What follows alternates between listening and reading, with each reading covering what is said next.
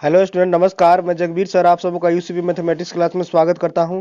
तो आज का वीडियो जो है वो क्लास 10th के प्रकाश के परावर्तन का संपूर्ण नोट्स है, जो कि फटाफट यहाँ पे हम लोग देख लेते हैं।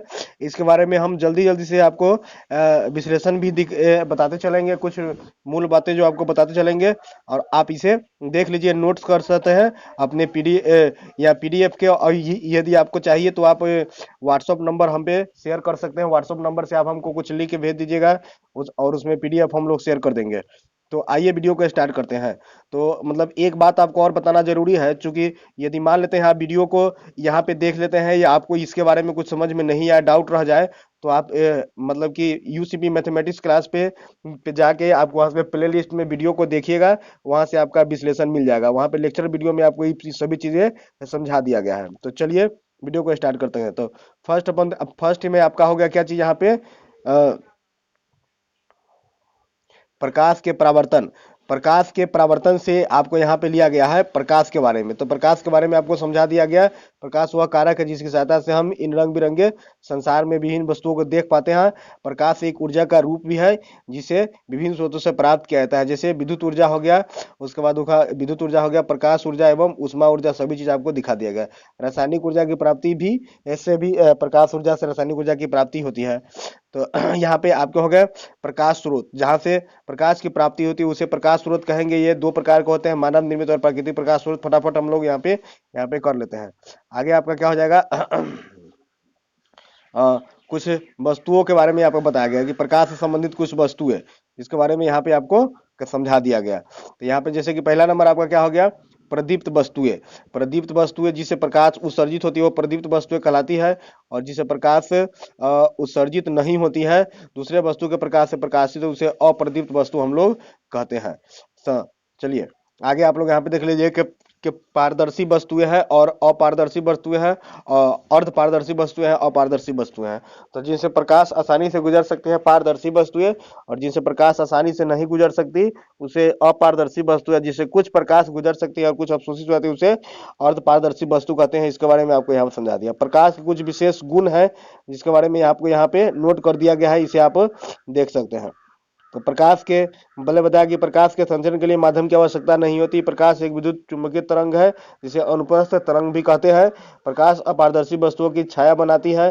प्रकाश हमेशा सीधी रेखा में गमन करती है। प्रकाश की चाल सबसे अधिक निर्वात या वायु में 3 × 10⁸ होती है।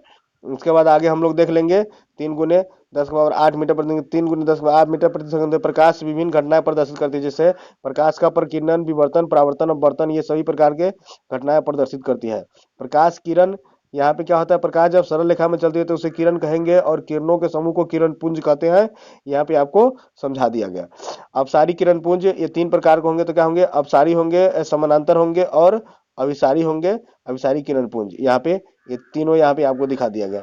चलिए आगे बढ़ते हैं। प्रकाश वर्ष के बारे में भी थोड़ी सी प्रकाश की जानकारी दे दी गई है। ये 10th स्टैंडर्ड नहीं है, लेकिन फिर भी हम प्रकाश से जुड़ा था, इसलिए यहाँ पे आपको नॉलेज के हिसाब से आपको दे दिया गया कि प्रकाश क्या है, प्रकाश वर्ष क्या है। तो यहाँ पे देख लीजिए, प्रकाश वर्ष मतलब क्या होगा, एक वर्ष में प्रकाश द्वारा तय की गई दूरी को प्रकाश वर्ष बोलते हैं।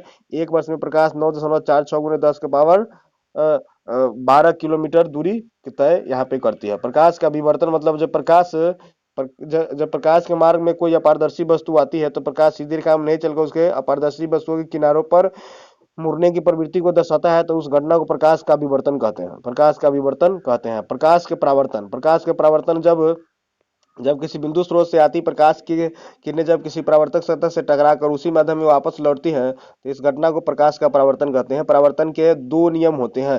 परावर्तन के कितने नियम होंगे, दो नियम। यहाँ पे आरेख में आपको सब दिखाया गया। ये जो है आपतित किरण है, जो यहाँ पे आपतन बिंदु पे आता है और उसी माध्यम में टकरा के लौटता है, तो इसे कहेंगे परावर्तित किरणें। और इसके बीच में जो रेखा है ये आपका विलंब है। तो ये सभी रेखाएं एक ही बिंदु पे एक ही तल पे होता है। ये प्रथम नियम। आपतन कोण परावर्तन कोण के बराबर होता है, ये प्रकाश के परावर्तन के द्वितीय नियम है। प्रतिबिंब आपको बताया गया था कि प्रतिबिंब जब किसी वस्तु का हम लोग के छाया प्राप्त करते हैं दर्पण में, इमेज बनता है, तो उसी उसी को हम लोग कहेंगे प्रतिबिंब। ये दो प्रकार के होंगे, वास्तविक और आभासी। तो वास्तविक और आभासी प्रतिबिंब के गुण आपको यहाँ पे नीचे दे दिया गया है, इसे आप देख के समझते हैं। वास्तविक प्रतिबिंब वास्तविक कटान बिंदु पर बनता है। आभासी प्रतिबिंब का उसमें कटान बिंदु आभासी होता है। और इसके बेसिक गुण जो यहाँ पे आपको अंतर में आप समझ सकते हैं। इसको आप याद कर लीजिएगा। तो चलिए आगे बढ़ते हैं हम लोग। आगे यहाँ पे देख लेते हैं कौन सी दर्पण। दर्पण में आपको दो दो प्रकार के दमतल यहाँ पे दर्पण पढ़ाए गए, समतल दर्पण एवं गोलीय दर्पण। समतल दर्पण में जिसका परावर्तक सतह समतल हो समतल दर्पण, जिसका परावर्तक सतह गोलीय हो गोलीय दर्पण कहते हैं। समतल दर्पण में कुछ विशेष यहाँ पे प्रतिबिंब के बारे में दिखाया गया। समतल दर्पण में पीछे सामने प्रतिबिंब बनता है, आभासी वस्तु के बराबर बनता है, सीधा एवं पार्श्विक रूप से उल्टा बनता है, वस्तु की दूरी एवं प्रतिबिंब की दूरी बराबर होती है। उसके बाद कोई दर्पण की ओर कोई वस्तु भी चाल से आती है तो प्रतिबिंब की चाल दुगनी प्रतीत होगी।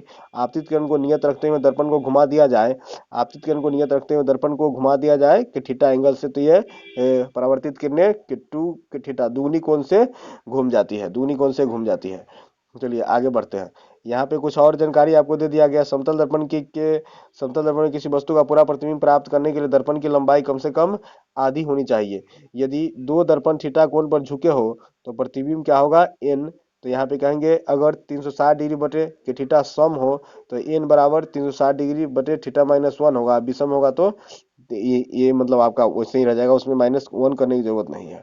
गोलीय दर्पण जिसका परावर्तक सतह गोलीय हो गोलीय दर्पण कहलाता है। गोलीय दर्पण में दो चीज है यहाँ पे आप देख लीजिएगा, स्क्रीनशॉट लेकर के आप इसको नोट्स बना सकते हैं। आगे आप देख लीजिए इसका विश्लेषण। उसके बाद यहाँ के अवतल दर्पण, अवतल दर्पण और उत्तल दर्पण। अवतल दर्पण जिसका परावर्तक सतह धंसा हो और उत्तल दर्पण जिसका परावर्तक सतह उभरा हो। ऐसे हम लोग इसमें गोलीय दर्पण में किरण आरेख, इसमें चार इसमें किरण आरेख आपको बताया गया। एक मुख्य अक्ष के समानांतर फोकस की दिशा में, उसके बाद क्या देखेंगे हम लोग, वक्ता केंद्र की दिशा में, वक्ता केंद्र की दिशा में हो गया, और आपका हो गया ध्रुव के दिशा में। ये सभी किरण आरेख। यहाँ पे F बराबर R/2 आपको सिद्ध कर दिया। गोलीय दर्पण की फोकस दूरी उसकी वक्ता त्रिज्या की आधी होती है। गोलीय दर्पण की फोकस दूरी उसकी वक्ता त्रिज्या की आधी होती है। तो ये आपके नोट्स में आपको शामिल कर दिया गया है। उसके बाद अवतल दर्पण में प्रतिबिंब। अवतल दर्पण में प्रतिबिंब कैसे कैसे बनेंगे, तो प्रतिबिंब को विभिन्न स्थिति में प्रतिबिंब प्राप्त करने के लिए आपको यहाँ पे समझा दिया गया, तो इसको आप देख सकते हैं।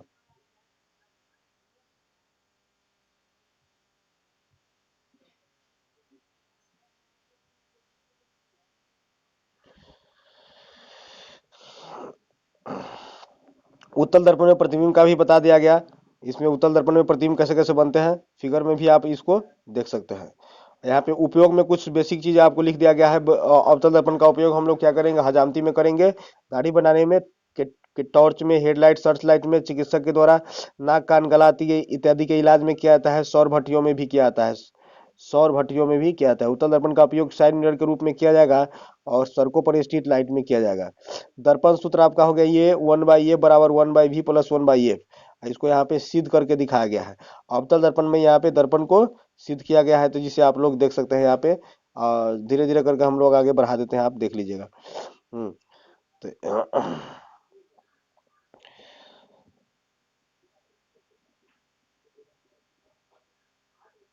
तो ये आपका दर्पण सूत्र यहाँ पे आपका सिद्ध हो जाता है।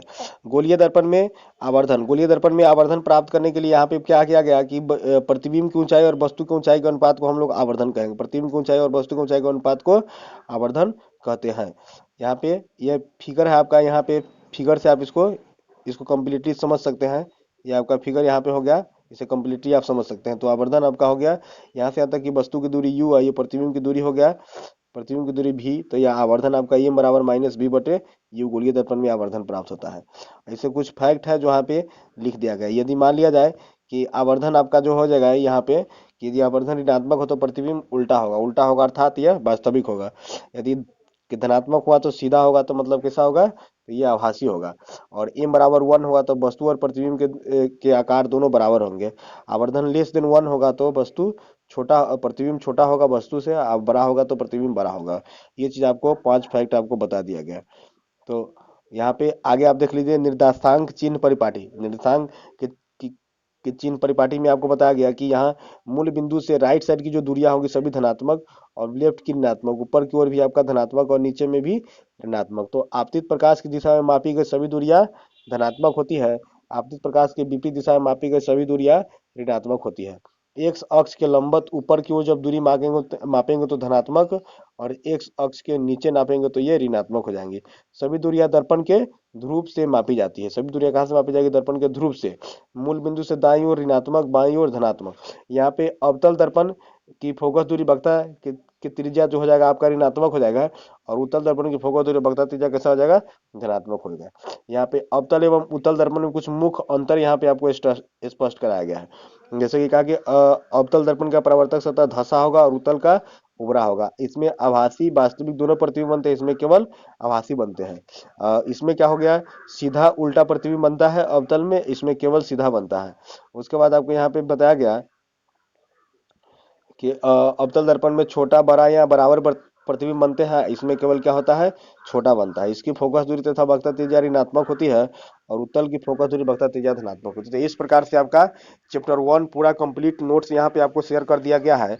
यदि आप पीडीएफ में नोट चाहते हैं तो व्हाट्सअप नंबर पे आप वहाँ पे मैसेज कर सकते हैं कि पीडीएफ रिक्वायरमेंट करके कि 10th का पीडीएफ मुझे चाहिए, तो आपको पीडीएफ वहाँ पे फ्री ऑफ कॉस्ट सेंड कर दिया जाएगा।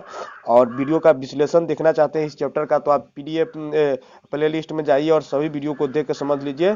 तो मुझे आशा है कि आपको वीडियो अच्छा लगेगा, समझ में आ जाएगा। तो अंत तक वीडियो देखने के लिए दिल से धन्यवाद। नमस्कार।